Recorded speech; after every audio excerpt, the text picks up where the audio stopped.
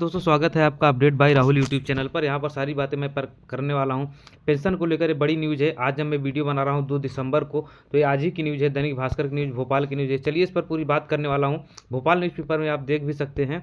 यहाँ पर आप देखेंगे भास्कर ब्रेकिंग, केंद्र सरकार ने तैयार किया यूपीएस का ड्राफ्ट, इसी के अनुसार बनेगी गाइडलाइन।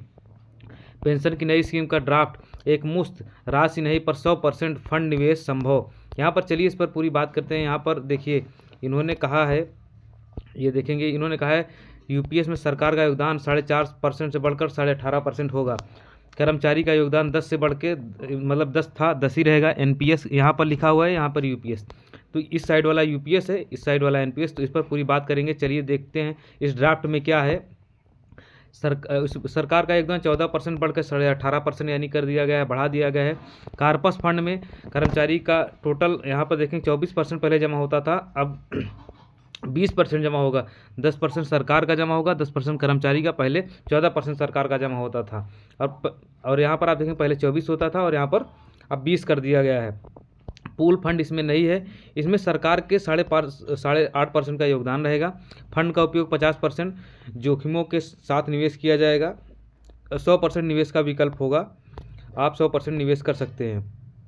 फंड का उपयोग यहाँ पर आप देखें सेवा की समाप्ति पर, पहले आप एनपीएस में क्या कर सकते थे, 60% पैसा निकाल सकते थे, लेकिन इसमें यूपीएस में आप 100% एन्युटी में पैसा रहेगा, यानी आप इसमें से कोई भी पैसा निकाल नहीं सकते हैं। कहने का मतलब तो यही हुआ, पहले 60% पैसा निकाल सकते थे, लेकिन अभी इसमें 40% एन्युटी थी पहले, यानी 40% आप नहीं निकाल सकते थे, लेकिन इसमें अब जो है 100% एन्युटी हो गई है, इसमें से आप कोई भी पैसा नहीं निकाल सकते हैं। उसके बाद पेंशन की गणना जो होगी न्यू पेंशन स्कीम पर आधारित होगी।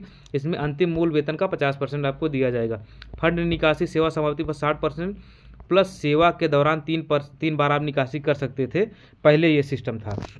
लेकिन कह रहा है 3 बार सेवा के दौरान 25%, इसमें कहा है 3 बार सेवा के दौरान 25% निकासी पर रिटायरमेंट पर निकासी नहीं कर सकते। यानी अगर आपने 3% निकाल लिया 25%, तो आप सेवा जब समाप्त होगी, जब रिटायर्ड होंगे, तो कोई भी पैसा नहीं निकाल सकते हैं। रिटर्न पर नियंत्रण यानी चुने गए प्रोवाइडर के आधार पर होगा। कर्मचारी का असीमित नियंत्रण है, इसमें आपका नियंत्रण पूरा रहेगा। ग्रेच्युटी और लाभ, ग्रेच्युटी व अवकाश नकदीकरण इसमें होता है, इसमें भी ग्रेच्युटी व अवकाश नकदीकरण इसमें भी होता है। यानी जो आपने छुट्टियाँ वगैरह ली है उसमें पहले भी पैसा मिलता था और अब भी इसका पैसा मिलेगा। इस पर आप देखेंगे सब एक एक चीज़ पॉइंट टू पॉइंट यहाँ पर बात करने वाला हूँ। यहाँ पर देखेंगे पहले पूरी न्यूज़ को आप देख लीजिए। केंद्र सरकार ने राष्ट्रीय पेंशन स्कीम एनपीएस के विकल्प के तौर पर यूनिफाइड पेंशन स्कीम लागू करने जा रहा है। यूपीएस ड्राफ्ट तैयार किया जा रहा है, जिसके अनुसार गाइडलाइन बनाई जा रही है, दिसंबर तक तैयार हो जाएगी। इसी के अनुसार कर्मचारियों को 31 मार्च तक एनपीएस और यूपीएस में से कोई विकल्प चुनना होगा। 1 अप्रैल 2025 तक यूपीएस लागू की जाएगी। केंद्रीय मंत्री वित्त मंत्रालय की ओर से तैयार किया जा रहा है।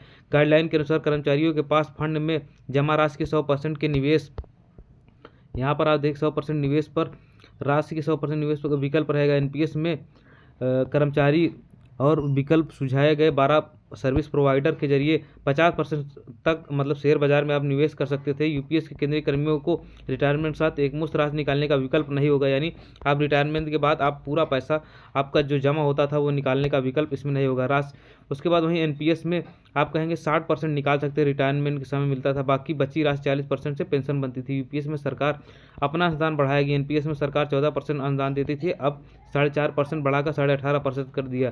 यानी एनपीएस में कर्मचारियों के 10% मिलकर कार्पस हमने कुल 24.5% जमा होती थी, अब 28%। यानी कहने का मतलब क्या है, अब 28% दिया है, 28.5% हो जाएगी। हालांकि पेंशन में 20% राशि हो जाएगी, यानी 8.5% कर्मचारी का हक नहीं होगा।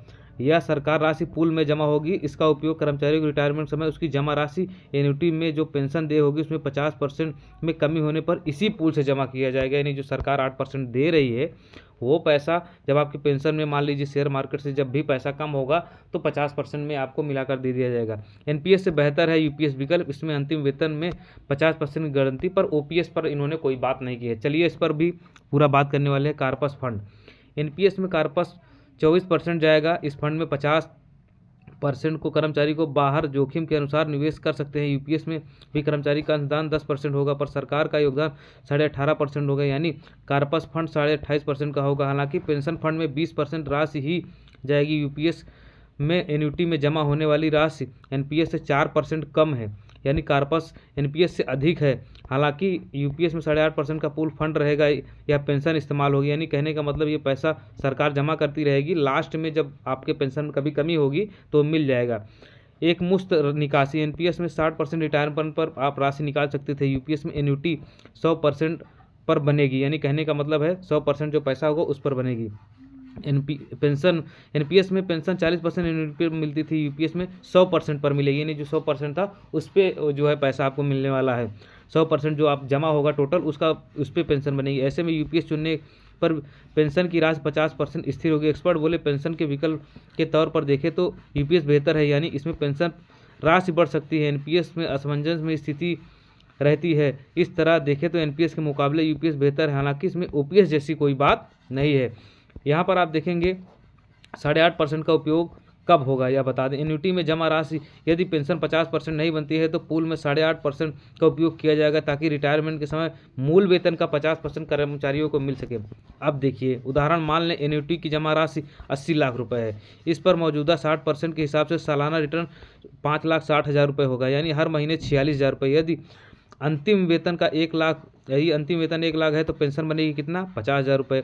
क्योंकि रिटर्न और पेंशन में अंतर 4,000 हो जाएगा, इसलिए हर माह पेंशन से 4,000 रुपये यानी यहाँ से इसकी पूर्ति की जाएगी। तो आप देखेंगे कि गवर्नमेंट मतलब किस तरीके से कर्मचारियों को बेवकूफ़ बना रही है, यानी कहने का मतलब जो आपको एक मुश्त राशि वगैरह मिलती थी ऐसा कुछ मिलने वाला नहीं है। यानी मेरे कहने का मतलब ये है कि आपको एनपीएस में जो इकट्ठा पैसा 60% मिलता था, यहाँ पर ऐसा कुछ नहीं मिलने वाला है। आप जो 100% जो आपका पैसा कट, यानी आप जब रिटायरमेंट होंगे तो जो आपका मतलब वेतन रहेगा उसका आधा पैसा आपको पेंशन के रूप में मिलने वाला है, और जो रिटायरमेंट पे जो भी आपको पैसा मिलता था वो ऐसा कुछ नहीं मिलने वाला। बाकी जो आपकी ग्रेच्युटी मिलती थी वो मतलब गवर्नमेंट देती थी अपने तरफ से, वो आपको यहाँ भी मिलेगी और यहाँ भी मिलेगी। और आपका जो एलएपी वगैरह जो छुट्टी सीएल वगैरह जो छुट्टी होती है एलएपी वगैरह, जैसे अलग अलग डिपार्टमेंट ईएल होता है, तो जो छुट्टी वगैरह होती है उसका तो पैसा मिलेगा, आपको ग्रेच्युटी भी मिलेगी, लेकिन जो आप पैसा इकट्ठा जो आपका जो कट रहा है उस पैसे को आप नहीं निकाल सकते हैं। इन्होंने यहाँ पर बताया वो 100% पेंशन के रूप में यूज होने वाला है, यानी उसी से जो ब्याज बनेगा उसी से आपको पेंशन मिलने वाली है। बाकी अगर चैनल बनाए हो तो सब्सक्राइब कर लेना। Okay, thank you.